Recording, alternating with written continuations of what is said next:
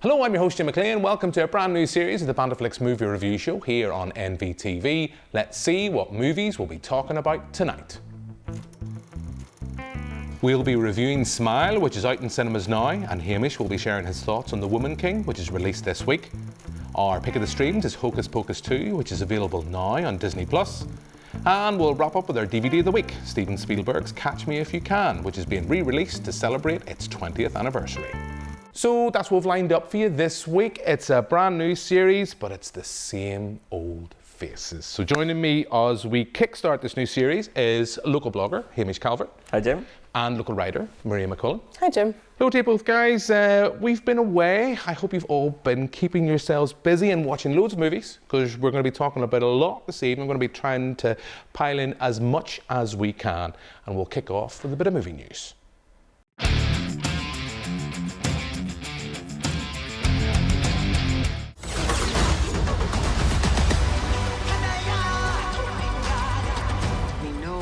What you whisper.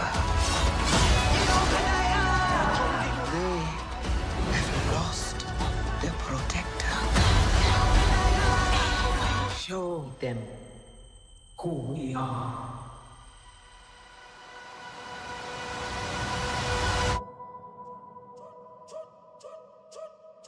So that's a look at Black Panther 2, Wakanda Forever. Second trailer was released this week. We could have talked about the Super Mario trailer, but we don't want to talk about that.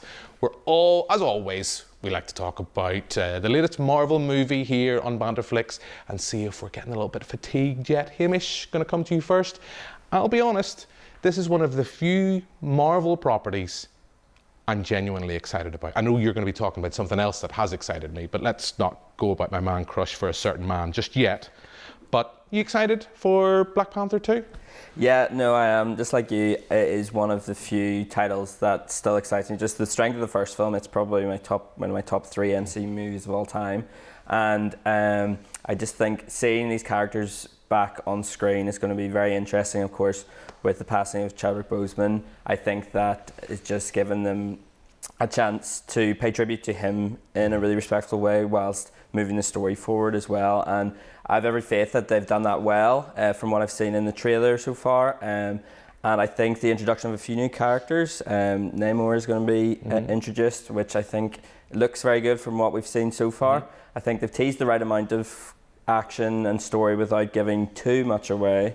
But yeah, it's definitely one of the films that has reignited my excitement for the MCU after a few mediocre offerings this year. Yeah, I'm in the same boat. I have not been excited by a lot of Marvel's cinematic output. The stuff on Disney+, I know we're going to be talking about Hocus Pocus 2 this week. I think it's been hit and miss, although I have enjoyed She-Hulk for what it is. I know there's people who don't like it, but I love the fact that She-Hulk, of probably all the Marvel Disney+ content, it feels the most like an actual TV show, rather than just another movie that's been elongated and broke down into 7 or 8 parts. I am intrigued about Black Panther 2. We know now from this trailer, it's not a spoiler to say, someone is wearing the Black Panther suit. We don't know who it's going to be, so I'm excited. Yeah, I'm looking forward to it. It's got my money, that's all I'm going to say. But what about you, Maria? Yeah, I have to admit, over the last while, I went to see, I think Thor, Love and Thunder was the last one I went to see, and it was woeful. And that was me going to see it because I love Taika Waititi. It wasn't anything to do with the characters really at that point. And I was so annoyed at that I haven't even bothered to watch a lot of the TV output, apart from Loki and WandaVision. Those are the 2 that I have watched because they're excellent. But yeah, I think I've loved Black Panther when it came out. I think I went to see it twice. I really, really enjoyed it. So I'm excited how they're going to. I'm excited to see how they're going to do it because, like you say, it's been a very troubled production so far. Chadwick Boseman was amazing. But yeah, I think this could be the film that finally brings me back. But it sounds really sad to say. I'm still not really hopeful because of how bad the output has been over the last while. Yeah, well, this is going to be bringing an end to, I think this is Marvel's Phase 4, Phase 3. I get confused. I'm old, what can I say? But it hasn't been, I think of all the phases we've had so far, I think this has been probably the most inconsistent and the one that has inspired me the least. And looking forward, when there's so many people getting excited about these movies that are going to be coming up, we're going to have the Avengers back. Oh, but who will be there? We don't know. But This could be the film that reignites my love for all things comic book movies. And if that won't, Hamish, something else definitely in the last couple of weeks, I know it's been whilst we've been off air, has definitely been announced. So do you want to tell our viewers what has caught your attention this week? Yes, well, Ryan Reynolds dropped a certain video on Twitter, and he was talking about Deadpool 3, which is obviously going to be part of the MCU. That itself's not particularly exciting, but what is more exciting is that Hugh Jackman is going to be returning as Wolverine. Hey, Hugh, you want to play Wolverine one more time? Yeah, sure, Ryan.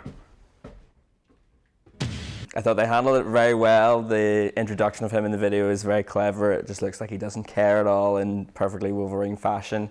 And everyone started freaking out, it's going to ruin Logan, etc., etc. And then they had another video, delayed slightly just to let everyone panic, and then to let rest assured that they're not going to tamper with that, that's its own thing.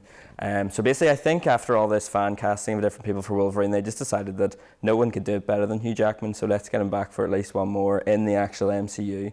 So that is definitely one I'm very excited for. Yeah, same boat here. I mean, I love Hugh Jackman just generally. I have a man crush on the man, what can I say? And he is Logan. And, you know, it's strange, you know, we're recording this week, we're celebrating the 60th anniversary of James Bond, and we have so many actors that have played that role. We will eventually have another James Bond. But it's strange in the same way, like Harrison Ford is Indiana Jones. I think Hugh Jackman is Logan. And I can't look beyond him. I know there's been a couple of actors been muted for the role, but no, I'm excited about this. What about you, Maria? I've always really enjoyed the Deadpool films, so the fact that they've managed to persuade Hugh Jackman back for it, that's incredible. I think it's kind of rest assured that it's going to be a good film. So yeah, I'm really looking forward to it. Well, we can't say if it's going to be a good film or not, but we can at least say we're going to be excited to have Hugh Jackman back. Are you intrigued, Hamish, about how Deadpool's going to exist within the MCU? I mean, much has been made about its R rating, or the 15 certificate here in the UK. I've really only ever found it as a chance to throw in a bit of effing and jeffing, right? That's really, other than that, it is a 12A film, bar a bit of language. But are you intrigued as to how the Deadpool character is going to exist within the MCU going forward? Yeah, I think it will be interesting, but I think if there's anyone to play Deadpool off against, it's obviously Wolverine. You've seen in the X-Men movies, he is sort of similar to Deadpool in the way he gets on and the sort of things he says and the things he does. So I think that's a great way to introduce them both into the MCU officially, and I think that will just put sort of everything at ease. And if that goes well, then I think that will make it easier going forward. Okay, last bit of movie news before we get into some reviews. Maria, what's caught your attention? It has to be Lindsay Lohan's return to the big screen. I'm very excited for that. Like, I'm not somebody who would tend to watch like Hallmark films or anything like the Christmas like kind of rom-coms, bar a specific few. But I'm very excited to see this because like everything about it's wonderful. The fact that she's coming back, it's a Netflix film. Their Christmas rom-com films are so bad, they're incredibly good. I think it was Single All the Way was their big release last year, which was so awful, but I couldn't stop recommending it to people. Okay, well, hey, I loved her in Mean Girls. Hamish, excited? Oh, always excited for anything Lindsay Lohan will do. If it's anything like Freaky Friday or Mean Girls, I'm in. Okay, well, we'll have to wait and see. And I think what we'll do now is do what any good movie review show does, and that is actually review some movies.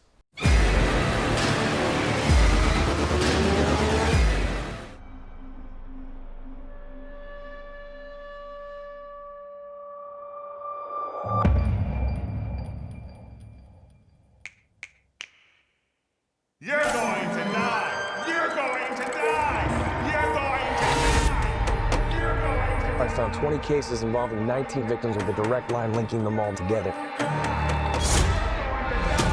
You said only 19. Why is it that everybody else who's seen it is dead and you're alive? So that's a look at Smile. It was released in cinemas last week. We're only back on air, so we're going to get a chance to talk about it. It is October. Let's talk about some horror movies. So this is Parker Finn's directorial debut, based on a short that he's expanded, and we have Sosie Bacon. She's not having the best of weeks. She's finding herself pursued by a demonic entity with a bit of a Joker-esque grin. Maria, what do you think? I didn't enjoy it. I was not a fan of the film at all.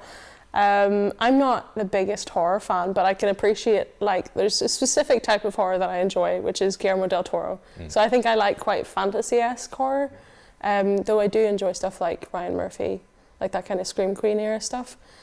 I think my problem was I was just kind of like constantly tense the entire way through.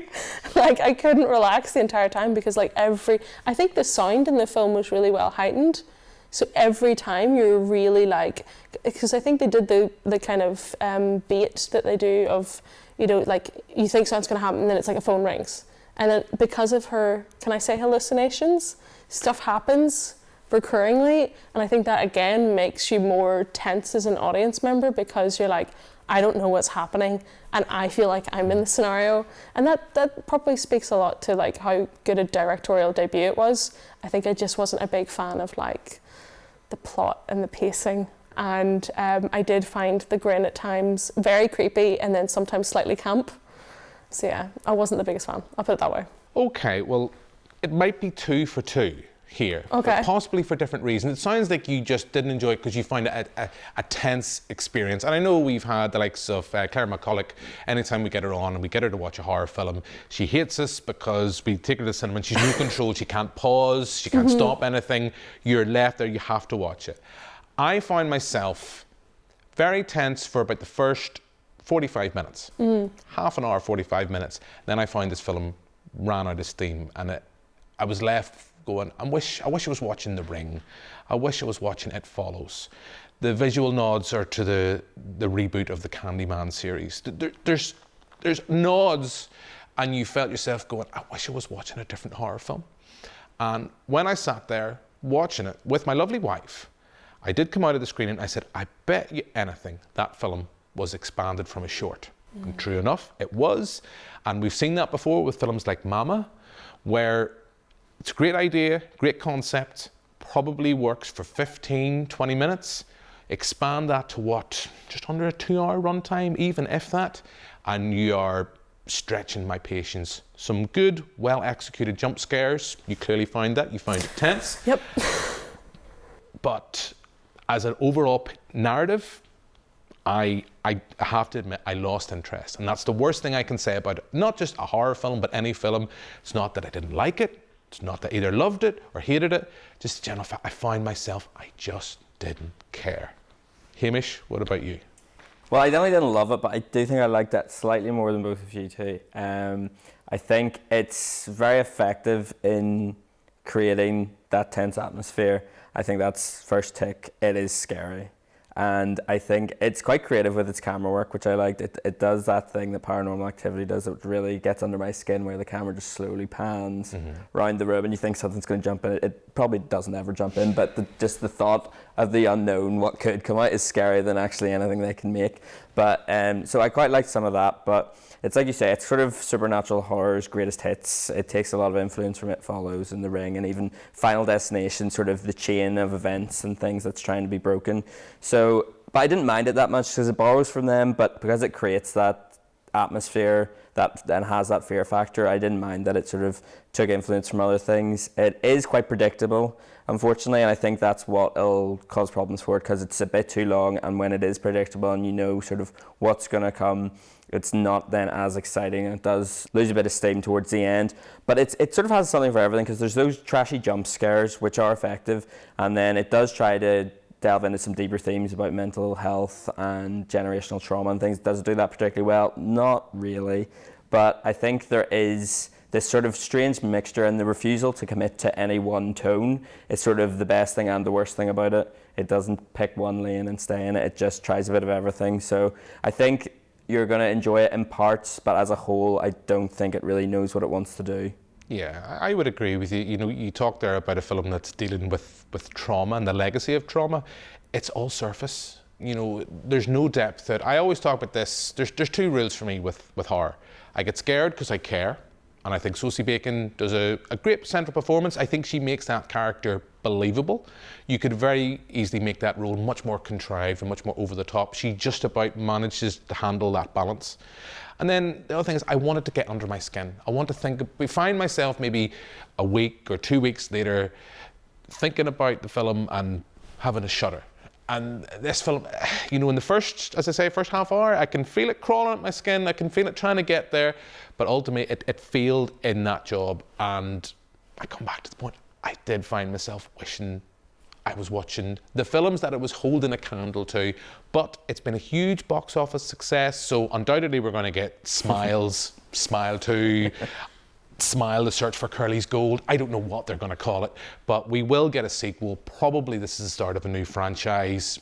And you know what? As down as I am, I'll probably go see them because that's the person I am. But look, that's already out in cinemas. Hamish, you have seen The Woman King. It's out in cinemas this week, and you're going to be talking about that because neither Maria or I have not seen it. But before we hear your thoughts on the film, let's play a clip. An evil is coming that threatens our kingdom,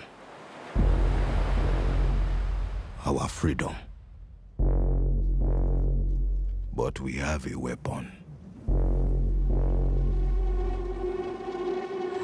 they are not prepared for.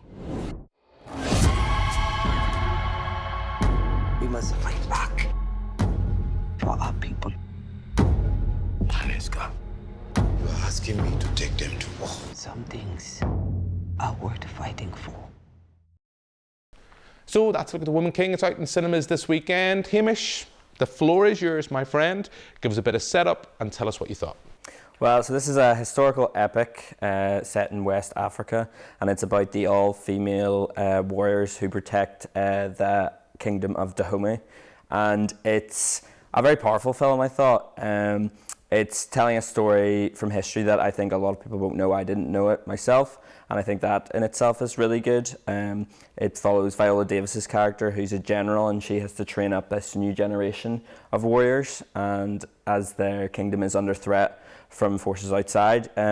So I think it's very good. It's a really brilliant showcase of the amazing black talent in Hollywood right now. There's so many fantastic performances in this, and I think that is what it is going to be praised and remembered and celebrated for. Viola Davis is such a commanding actor, and she does that in spades here, but she also brings so much emotion to match the level of ferocity she has as well. Lashana Lynch, who's been 007 and has been Captain Marvel, she's in this as well, and I think she's actually the standout. She gets the most substantial role I've seen her in, and she just excels in it. John Boyega is in it as well. He takes sort of a smaller role, but still shows his ability and how he should be in so much more than he is. And then there's a whole load of younger performers, newcomers, and they're all brilliant too. They hold their own against this amazing cast, and I think they're going to become their own seasoned professionals eventually. And the story is epic proportions. I think it changes history. From what I've read, it changes history slightly, so I think it's the sort of Hollywood version of the story, but I think it's a great starting point for people learning about it, and just to tell the story on the scale it does, I think is very important. But the only thing I wasn't so fussed on was the action. I think the scenarios they create are brilliant, but I think just some of the film work and the editing around the action does a bit of a disservice to it. But the cast are so good that they carry the story through those moments. And I think because of that, we're probably going to be talking about and hearing a lot about The Woman King for a long time. Okay, well, you've sold me. Well, I'm sold already because Viola Davis is there. I absolutely love her as an actor. I had heard some of the issues. I am aware of some of the issues about its historical accuracy. Maria, very quickly, I know you haven't seen it, but has Hamish sold it to you? Oh, absolutely. Like, the cast is fantastic, and like you say, it's a bit of history that a lot of people wouldn't necessarily be familiar with it or know the details. So again, like, it's a great gateway into learning about a branch of history you wouldn't know. Yeah, it sounds great. Yeah, and of course it is the start of Black History Month as well. So Hamish, you've managed to make it 3 for 3, and you're the only one to have seen the film. So with that, let's move on to this week's Pick of the Streams.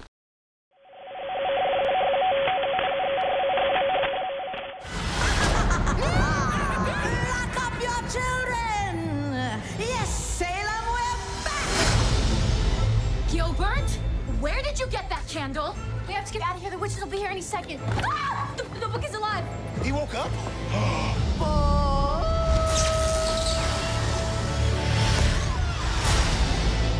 If we intend to live past sunrise, we have to steal their souls. Whoa, wait, can we talk about this? No. So that's a look at Hocus Pocus 2. It's out on Disney Plus now. We all know that's what we're here for. We could talk about all the other films, but we're here for Hocus Pocus 2. Some of us have been waiting for this since 1993. Hamish, do you want to give us a very quick bit of setup before we get into sharing our thoughts on the film?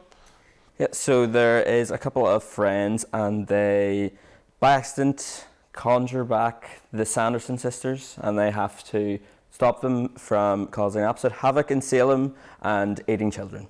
What else do you need to say? So this is out, it's available now on Disney Plus. I know we're pushed for time. We only have half an hour each week to talk. And there's loads of things I want to unpack about Hocus Pocus 2.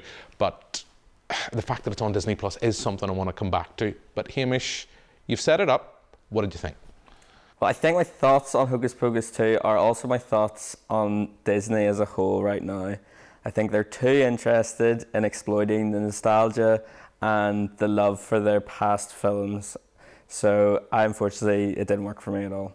I thought it may as well have been a remake rather than a sequel because it just retreads the same ground with a lot less fun and none of the darkness that the first one had, which I think is a real shame. And usually Elton John / Tina Turner musical number would really do it for me, but it just didn't work. And even their iconic walk, the Sanderson sisters walk, it just seemed half-hearted here. And I was disappointed. It looks great. I think the production value is good on it. But other than that, there wasn't a whole lot going on for me here. Okay, I'm in a similar camp to you, although I think I'm a little bit more positive. So it's like the reverse of Smile. I enjoyed it more than I thought I would. I agree with everything you're saying. I think everybody who's back from the original is clearly having a ball. They're probably having much more fun than we are watching the film. You've hit the nail on the head for me in the fact that I want my villains, I want the Sanderson sisters to be proper pantomime dames. I want them to be villains that you want to boo and hiss. I don't want to have it explained why they're evil. You know, I have the same issue with Cruella, with Maleficent. Why can't people just be bad? Why can't that just be the case? We don't need to explain why, their motive or what happened to them to turn them bad. People can be just born bad. I also don't want my villains to be, I don't want to have them to be redeemed, which this film does do. You've mentioned there's a lot of music in this. It's not a musical by any stage, but I am aware there's a Hocus Pocus musical in the works. I can see they've maybe started to do that already. You know, when we have the Sanderson sisters emerging, they emerge with a full musical number. And look, it's a very, it's the dreaded cinematic meh for me, right? I didn't love it, didn't hate it, but I think it's better than I thought it was going to be. I think this film does a better job compared to the likes of Ghostbusters Afterlife of handling nostalgia compared to others. That said, it's a bit like Anchorman 2. I'll probably very rarely find myself wanting to watch that again. I'll go to the original. And I think fans of the original will probably watch it, but I think you'll go back. If you're looking for that, your fix from the Sanderson sisters, it'll be Hocus Pocus. Maria, what about you? Are you a fan of Hocus Pocus? Yeah, as a kid, funnily enough, I actually didn't like the film because I was really frightened of it. And I think that was maybe what didn't help going into this, because I love the original Hocus Pocus film, now that I'm no longer frightened of it. And I think that was with the problem, like you say, there wasn't any of the kind of darkness that there was in the original film, which was it's what keeps people going back to it every single year, especially as adults.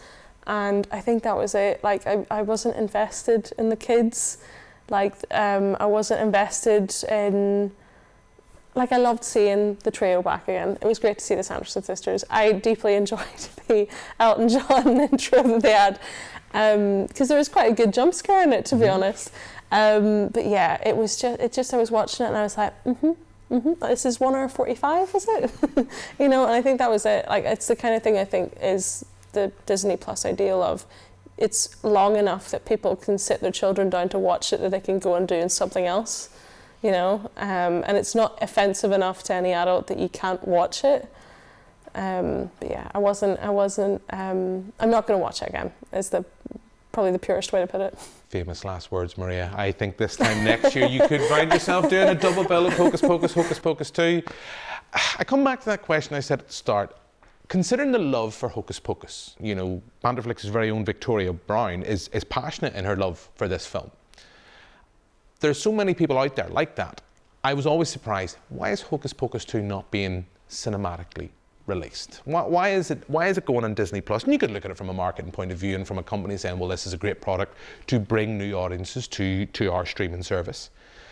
I think ultimately, the product itself, coming back to that point of it just isn't good enough. And I think having watched it at home, where I can watch it in the comfort of my settee, in my pajamas, sorry, viewers, I am painting a very vivid picture, but being able to watch it in a relaxed situation, I'm not being as harsh in it as maybe I would have had I paid my money for my cinema ticket, had to go through the hassle of getting dressed, going to the cinema, parking the car, getting my stuff, when I'm getting my nachos, etc., popcorn, all that expense, and having to sit down in a cinema seat. I think I'd be I genuinely think I'd be much nastier about this film. Because I watch it at home on a Sunday with my lovely wife, it was fine. Do you think that's like playing into the cards? I mean, I'm surprised it wasn't given a cinematic release. When we know that the Enchanted sequel is going cinematically, I think that gives an idea of the confidence Disney have in that product. But it also gives an idea of the confidence Disney had in this product as well. Mm-hmm. Hamish, your thought? I could see the screens of it now and cosplay, and because every Halloween since it's come out, you always see the Sanderson sisters everywhere you go. It's a very popular costume. People love it. They go mad for it. So it seems silly that it wasn't in the cinema, and they've brought it out at the very start of October. So that the whole month that would have sold well in the cinema, I think. And I do think it's just disposable because it's on Disney Plus. So you don't give it the same attention, which can work for and against it almost, because sort of like you're saying, you haven't had to put as much effort in, so if it's not as good, nothing lost there. But also, if you're in the cinema, you'd maybe give it more attention, which could then sort of show the flaws more. But yeah, it does seem odd, and it's always disappointing when something's just put on streaming, especially when it has so much appeal. Mm-hmm. It seems strange. Yeah, Maria, what about you? I'd agree. I was quite surprised when I saw it was a Disney Plus exclusive, and it's maybe because I just associate that with everything having to go as an online exclusive because of COVID. But you'd think that for a film that's so focused towards children, like the beginning of the film is a flashback. Like you say with cosplay, I feel like they've set themselves up perfectly for like a costume line for kids, another line I suppose. But I think I was surprised that it was a Disney exclusive. And like you say, it probably just shows that like there is a hierarchy of which products they feel confident in and which ones they're like, yeah, we can just stick that on Disney Plus. We can put it as premium for a short while and then let people watch it, you know? Yeah, I know a lot of cinema programmers who had quite probably happily had Hocus Pocus 2 to try and get some bums in the seats. But look, I think it's a mixed bag on Hocus Pocus 2. With that, let's move on and wrap up this week's show with our DVD of the week.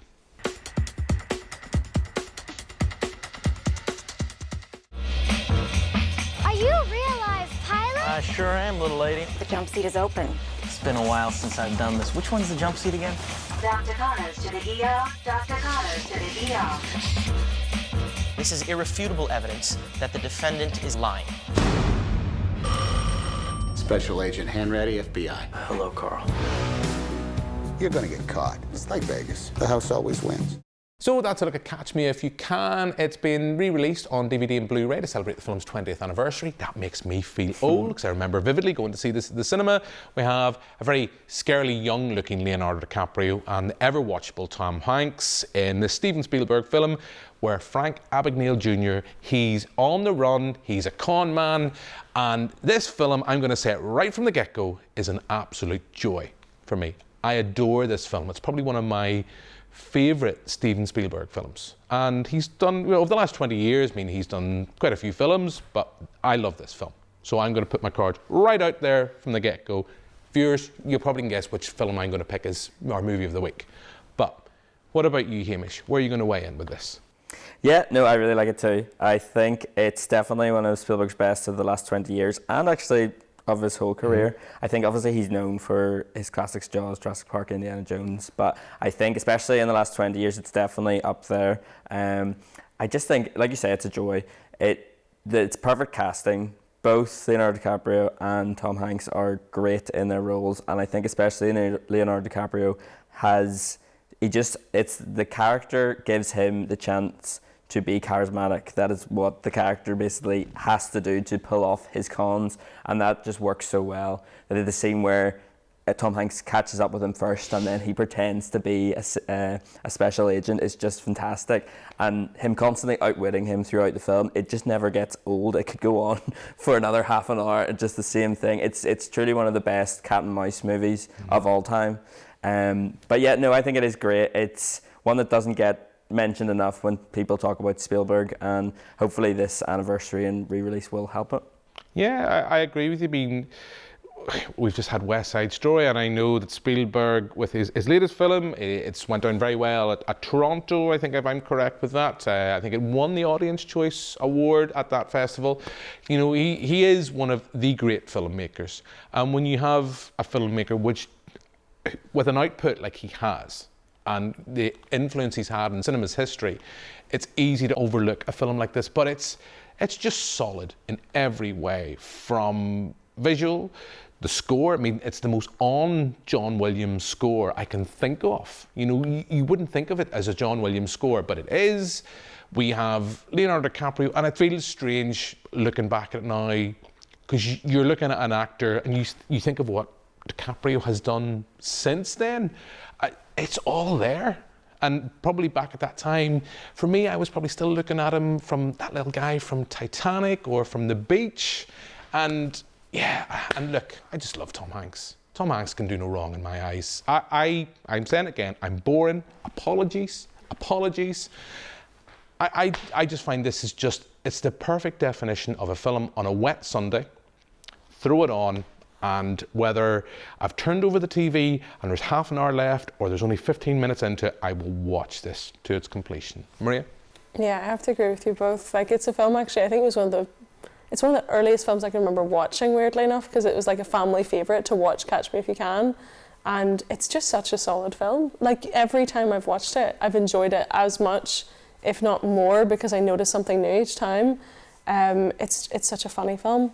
It's such a clever film. Like you say, the casting is amazing. The rapport between characters is so good.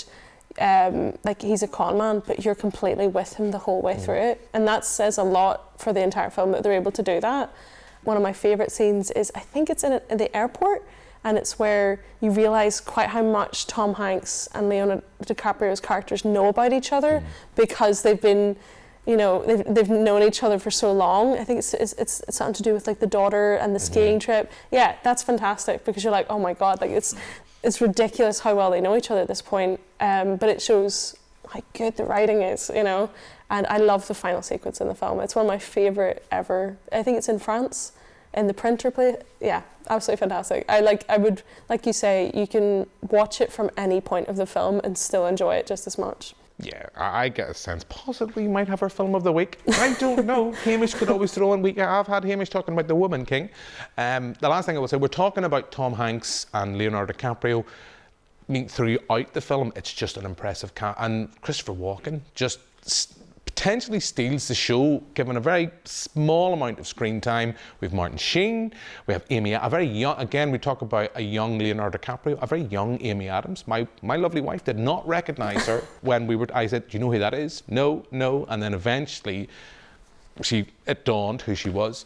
So we're talking earlier on about Lindsay Lohan coming back for a Christmas movie. You know, we're still in October, but Catch Me If You Can. If you haven't seen it, viewers, Christmas classic. Watch it. It's up there with Die Hard as great Christmas movies. So look, I think that is us pretty much out of time. I guess since this might be redundant, what I'm going to ask is next, but let's move on, bring things to a close with our movie of the week.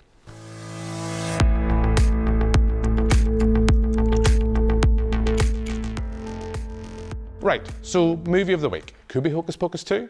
It might be Smile. Could be The Woman King. I don't know.